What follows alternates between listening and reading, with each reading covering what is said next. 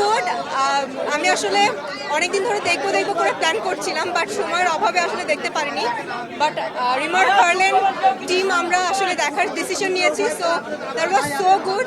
Acting, location and Shakib ভাইয়ের কথা আলাদা করে কি বলবো, so so so good and super. Thank you.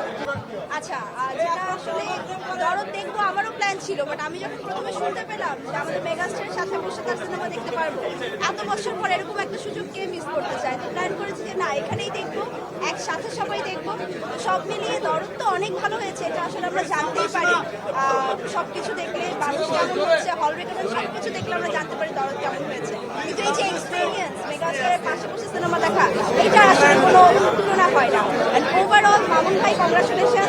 আসলে everything is fair in love and war, না? এইটাই। Thank you. চাচুকে কি বলবো? দরদ সিনেমাটা আমার কাছে খুবই দরদিয়া লেগেছে, একদম যেটাকে বলে যে আমাদের মনকে স্পর্শ করে যায়, আমাদের মনকে ছুঁয়ে যায়, আমার মনকে ছুঁয়ে গেছে। এবং আই থিঙ্ক অনন্য মামুনের এটা one of the best work, one of the best film he has made.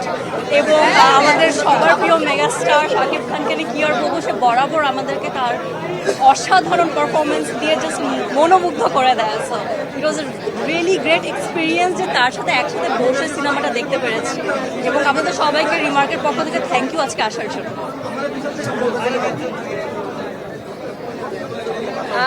Superstar Shakib খানের সাথে বসে, মেগাস্টারের পাশে বসে সিনেমাটা দেখেছি, এর থেকে আর বড় কিছু হতে পারে না।